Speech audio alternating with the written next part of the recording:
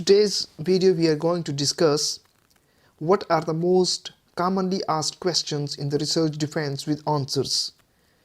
So this video is going to tell you the most commonly asked questions at the master level or at the PhD level. So let's begin. First question that is the most important and is widely asked is, why did you choose this topic? This is one of the most important questions during your defense of your research proposal or your final thesis. So the possible answer for this question can be, you should talk about the motivations for the study, talk about the research problem you wanted to address which made you embark on the study.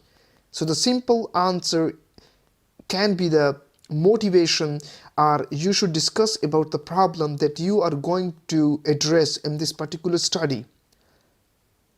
So this is one of the most important questions that you should answer very carefully. The question number second is, briefly explain what your research project is all about. So the possible answer for this question can be, to respond to this question, you need to fully understand your research project. Basically, be able to repeat your abstract. That you should tell them about what is your problem, what is the research problem, what are the variables, what methodology you are going to use, what are the results or the findings, and what are the recommendations.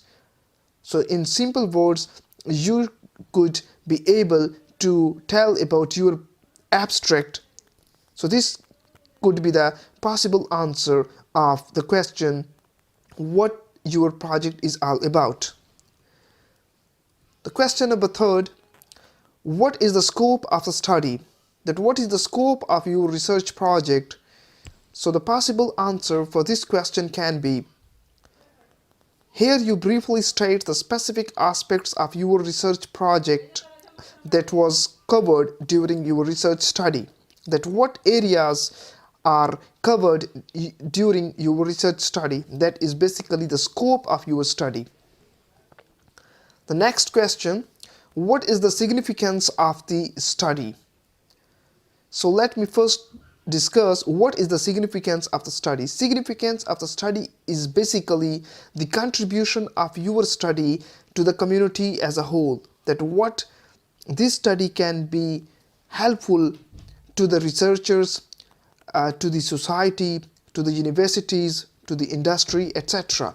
So the possible answer to this question can be, you need to state how your research work can be helpful to the other researchers, the educators, organizations, etc. The question number 5, that is, what are your research variables? So you need to memorize and work very carefully on your research variables. So the possible answer can be, explain your independent and dependent variables. That what are the variables, the independent and the dependent variables included in your research variable, in your research topic. The question number 7, what research methodology did you use? There are different types of the research methodologies. For example, in case of the quantitative research, there are different types of the research methodologies. In case of the qualitative research, there are some other research methodologies being used. So why did you use a particular research methodology? So to respond to this question, you should briefly state the research design or the research methodology you adopted for the research. So talk about the data collection methods and the sampling techniques employed in the research. The question number 8, why did you use that research methodology? In this question, basically the researcher or the interviewer is going to ask you for the justification, that what was the what was the basis, what was the reason behind using this particular research methodology. So you need to provide some argumentation or the evidence for the using a particular research methodology. For example, if you used the survey research method, you can state reasons such as, because I have used or applied the survey research because it is there is no interviewer bias, it is cost effective, it enabled you to collect information from the sample without influencing the population of the study, etc.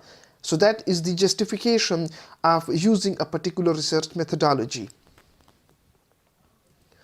The next question can be, what limitations did you encounter? So keep in your mind, don't try to tell your interviewer or a research panel about the limitations of your results or the limitations of your data that can adversely affect your research project. So simply use simple limitations like the difficulties you have encountered in combining the lectures and the projects rather than limiting your study. So you need to discuss the very simple limitations and don't go for the limitations of your analysis or your data. It can adversely affect your presentations and the thesis. Question number 10.